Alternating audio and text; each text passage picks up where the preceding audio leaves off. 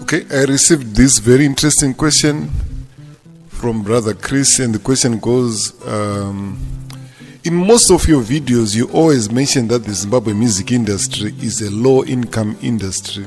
Yeah, I always say that. He goes on to say, you even wrote a book called Poor and Famous. Yes, I wrote a book called Poor and Famous, which I released in 2018. And he goes on to say, can you answer these questions? What are the main causes of music a low-income industry? And number 2, you talked about Love Mama Jevana quitting. Why did you quit? And number 3, why did you not quit? Okay, that's a very loaded question. I'll try to reply it. First of all, I would like to say, being a Zimbabwean musician is like being married to a very abusive spouse who keeps you hungry, but you love that spouse a lot that you can't leave. There are some who get tired of the abuse, and even though they still love the spouse, they leave. That's the only time I can mention Love Mama Jeff and Ipapa, because I don't want to explain a lot. He's still alive, he can speak for himself. I don't know much about why he left. I would also like to state that there is a difference between being a crybaby and explaining the state of affairs. And another thing that I would like to state in my intro is that lack of financial growth is not always the result of poor business practices. At times, Pastory, and I remember cases where Benny members would go on tour with their Benny leaders and come back with nothing, but to tell somebody, I've been around the world and I've got nothing, people laugh at you, you're stupid. Let's not be quick to judge musicians. What happens with the music industry? From afar, it looks very simple. It looks so glamorous. You just write a song, it becomes a hit, and you're coming out on TV. But it's not like that. When you want to ask about some sensitive issues about the music industry, it's best to ask those who are in the trenches. It's best to ask those who are in the field. Because if you ask those who are in the terraces, all they have is theories. And some of those theories are taken from the internet. They really apply when you apply them in America. They really apply when you apply them in Nigeria. They really apply when you apply them in South Africa or elsewhere. But if you try to apply them in Zimbabwe, they do not work. So, nyika dzinosiyana. Everybody are materials ndo vanatsogona bhora ndo vanoona kuti sei bhora apa asina kugoisa sei apa atadza kudribla sei, but kana uri mufield manje it's not as easy as that. This year alone I know more than 5 people who have quit. A lot of drummers, a lot of keyboard players, a lot of music producers. Some are just quitting in private because if they say it out loud on social media, social media is not kind. So most of them, they just quit quietly. And right now, if we talk about people who quit, it's a long list. There are a lot of hundreds of artists, of musicians who went with diaspora for good. They quit music for good. And I do not blame a single one of them, because I'm in the trenches. I'm in the music industry. I know what happens. Was this industry my one? Okay, so this was just my intro. Historically, music has never been a high-income industry. The music industry in Zimbabwe started in the 1930s, and it has always been a low-income industry. You know how it is good. Each and every country has got its own systems of doing things. Certain things just happen in a certain way simply because you are in a certain country.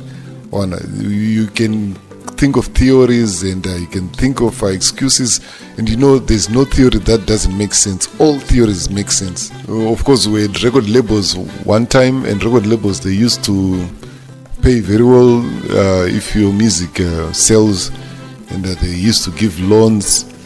They used to give loans to artists to buy houses, to buy cars, and right now we no longer have record labels. That was a time when I'm talking about a time when things paswakambaita nani, but still, why one of those loans, my band leaders, and we are talking of one person, and this comes to the point we see in artists. Okay, I'll just think of so I'll just create my names. chango create mastem artist anenda ngofunga ora skinny beat ona in artist anonzi skinny beat drivers motor to komana magitara ni mari chicho garota romoni kuti magitara na matrasone skinny beat is motor but utara motor skinny beat ko ambobvunza but drama wake kuti ari kufamba nei ambobvunza keyboard player wake so it's just a tiny fraction that really benefited from that. So tikadobata kanchitaura kuti magitara ana mara it doesn't mean kuti apazoshayiwo one Oliver Mutukudzi apazoshayiwo Thomas Mupfuma apazoshayiko but tikadobata nzoti vangani vakanasoita that type of money kane kari tiny fraction and in most cases it's only the band leader who makes such amounts of money. Maband members ananga chikwankwa. I'm sure we all read the story of Susan Chenjerai. She came out of the music industry without a house kana imba kana one. Ukabvunza vanhu vari kumateresi vanokuzoti aiwa the law of economics work like this, my business principles anoshanda like this, chaka totanga kublema munhu. That's why a lot of people vachizongo frustrate vangoita se obva ngosiya. Zimbabwe, if you charge $10 here is considered expensive to enter a gig, but in other countries you can pay as much as $500 to enter a show. And show yacho ichipera futi after 1.5 to 2 hours. But in Zimbabwe, maybe it's because of mapira, because of mabira mzimino zobuda makuseni, and maybe nye utakajara futi zana all night prayer. People in Zimbabwe wanda kuti uridze unoridza usiku hwese uchiridza for very small amounts of money. So kune dzimwe nyika they benefit a lot from endorsements as well, apart from anogonoita thousands nemari music, then through my endorsements opedzera toka na millionaire.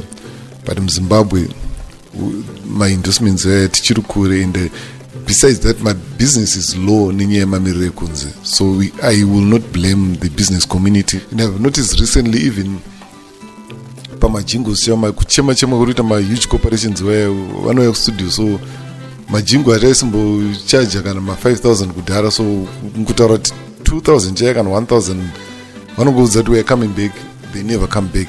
Vanotsvaga another studio, and you know there's a studio in every street right now.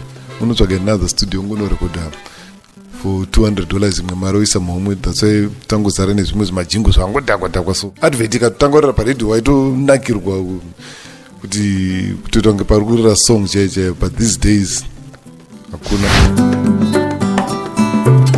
Ukatarisa mabhendi anoridza maclubs aya vanoridza mafriday, saturday, sunday, yeah, go and sit down with them obvunza kuti vanotambira mari. Very rare for a band vanotendera maclubs to be paid more than $200. And asutara pay individual, but ndikutara as a band, imagine band nevanhu 7 to 10 muchitambira $200. Ndo mari ziri kutambirwa idzodzo muzimbabwe, ende vamwe vanototambira $150, and pa150 ipapo pane pamwe yePA system kana that is venue kana isina PA system. Generally zvayo around the world, the music industry, it's an industry yayo kuti the clients want to put money where there is money kudhara. It's not cool kunzi uri musician usina mari.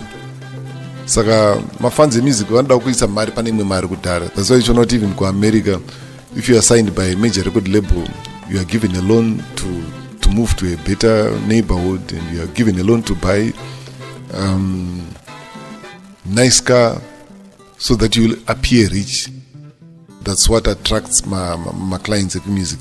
So I do not blame very much vafano vedu vanozonyanyisa kuspenda mari vachitenga mazimota anova-stressa pakuchengeta, but still I always encourage artists kuti try to live within your means. This is Zimbabwe. I know kuti there is pressure, pane pressure, a lot of pressure inobva kumafans, inobva kuhama, inobva kumafriends, inobva kuvanhu vekuziva kuti nekubuda kwanoita patv hauna kana mari, because people think kuti kubuda patv kune mari, kubuda paredio kune mari. Hapana kana mari yaunobhadhara. Kuri kuamerica you are paid something like between $400 and $500 to appear on a TV show. That's the standard. But kunoku ndio unotobhadhara mari yako yetransport kutoenda utopisa petrol yako kutoenda kuningirina kuinterview. Hapana kana sendra unopiwa. Yekuchipa kwazvaita, there's a studio in almost every street in Zimbabwe. That's why unoona kuti even corporations vakushupa pakubhadhara, they want zvingori cheap. Huge corporations antone mazita anotyisa chaizvo kwaza kuti 1000 chaiwana kuzoti maizi mari yako yanyenyedzisa.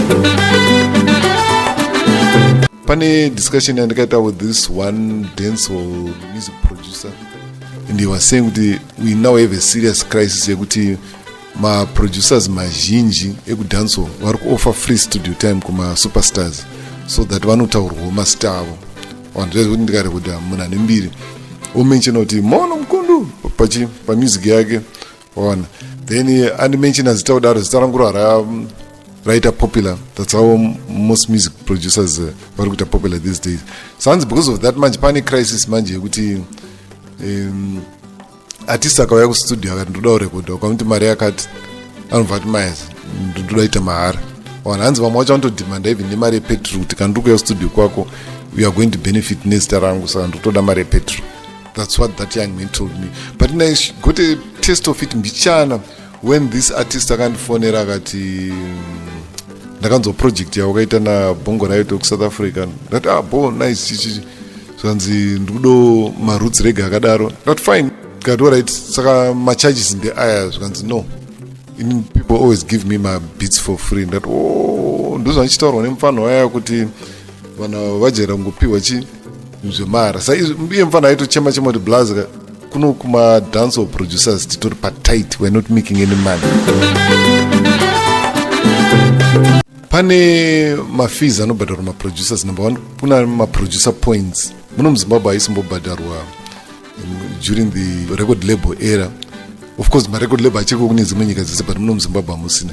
Saka usually maproducer people kana 2% for producing an album, but need 2% iwana both nyamiro wakatotenga dzimba kuma low density. One, but in the moment I pass in. Number two, pane producers fee no badarwa. Nezimwe nyika kweso kuti you are paid for just for the production. In the yakasiyana nekubhadhara studio time. But muno muZimbabwe manje we cannot charge that. Ukatongo charge hapana chatombo. Kuna America mama studio anengaita $75 per hour, 100 and something US per hour. Then producer jo vabhadharwa producers fee. Pabhadharwa engineers fee. So kana uchita zvese uchita production uchita engineering mari yese iyo inenge ichiuya kwaenda akaska sick man akaska 2 cents. But muno muZimbabwe $20 chaiva vanonga itozhama kuti $20 per hour. Then lastly, I would like to address the elephant in the room. His last question. He says, why did you not quit the music industry? Yeah, that's a big one. Okay. You know what I did is before I entered the music industry, I did the research. Of course, it was not easy because there was no internet at that time. There was no Google. So I'll just read books. I'll talk to musicians who are in the music industry. And I guarantee was not one. But what I did is I entered the music industry knowing fully well Mamire Kunzi. Ndakatopinda ndichitoziva kuti muindustry one pamari one panyedza kati. Saka usually ukapinda muchinhu chine dambudziko racho uchiziva dambudziko racho kudhara, it's rare kuti uquite because unonatsoita madecisions yako kuti zvishuwa ndo zvandoda kuita here izvi. But even pandakatanga my first band, we used to travel kubva nanakwadzana to Southampton tichienda audition tichidzingwa, and a lot of people pandakatanga now they quit. I was busy taking down the dates, I was busy taking my pictures. Of course kwanga kusina maselfies zvakuti vatita zvokutoshedza vainzi ana makamera vaya. I was busy documenting all that because I knew kuti ndichazoida information kumberi because I knew I was not quitting. So kwandiri, the music industry is not just about financial success. It's also about artistic satisfaction. Of course, they are likely to receive both. But in Zimbabwe, usually the financial side is difficult to go on. So that artistic satisfaction, you feel alive. You know, there's a difference between living and existing. One. Because if you're existing, you're just taking up space. One. But if you're living, unongofila kama satisfaction kuti ndaita song yafarwa navanhu kwakati vakandimirira bhozi varutoda ndiridzi varutoda gita rangu. Everybody munhu wese human nature ndizvaitongori kuti kana When zvinhu zvauri kuita zvaunofarira kuita zvezvo, you start living, you stop just existing, unotanga unatsorarama. So and it even keeps you young. Ona that's why you know vanhu vazhinji vanoti vakaresigna vanobva vachembera very fast pamobva atofa futi. Ona I remember a story where this guy akanzi na doctor, you only have 1 year to live. I forgotten the name. Then that's what in Chataura Minister again. Then I also research about his name. Then Vati again in your book. Books, but my books are very powerful. My books, but by the time Bagazo Pera Gore, Anga to Zukra back to health, and he lived for many years. I'm sure he's still alive. Saka in short, in Jovara Dangoti, the Zimbabwe music industry has never been a high income industry. And most of the time, but not Iruku Badara, Trungotara was a band leader, Askutar, my band members. Even time Pashains Rai Badara during the analog era, my band leaders and Daijika more on the degree that I'm graduating next month. I did a dissertation on remuneration issues in Zimbabwe. And as a scholar, you're not supposed to rely on your information alone. So I talked to a lot of yesteryear musicians to current musicians, and Randaka Fukunurai Papa, it's said. It's said. Saga. To those who are kuma terrace, please be kind. I'm sure about the music industry and the mutaros information. Don't just be quick to judge. Say artists as na motor. Omboita research. You don't know mari per month.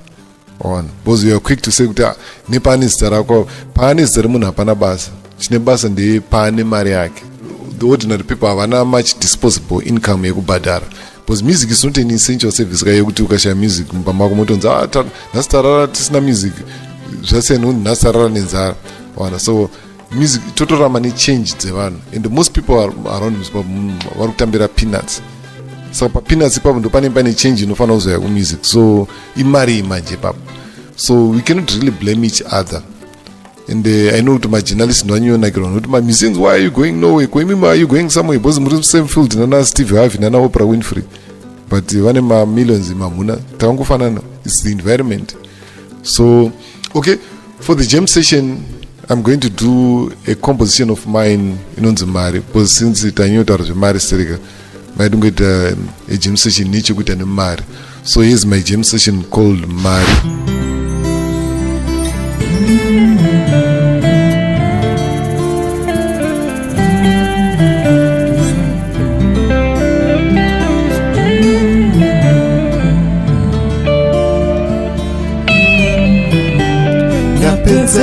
Kushanda nekuniona auchadi basara konda itaka hanyaneni auchina napedza kukurimira nekuniona auchadi basara konda itaka nezita langu watokanganwa.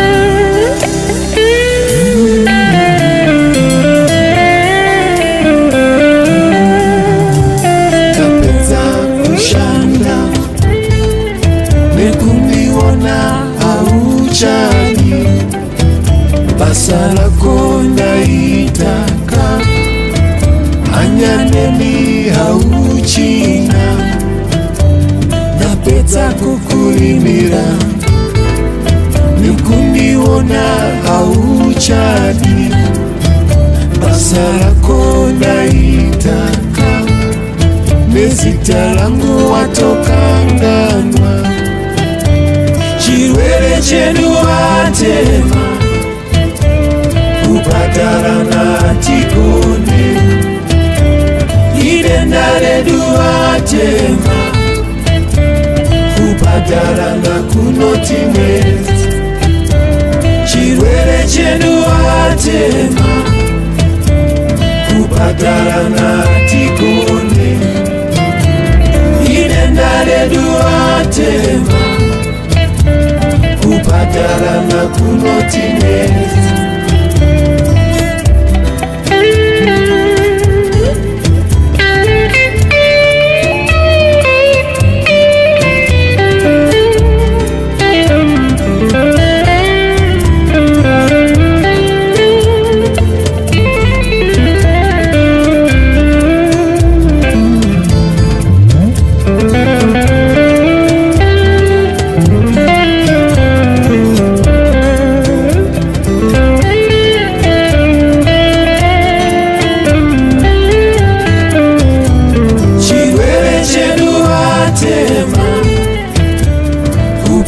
kubhadharana tikone idenda redu vatema kubhadharana kunotinetsa chirwere chedu vatema kubhadharana tikone idenda redu vatema kubhadharana kunotinetsa.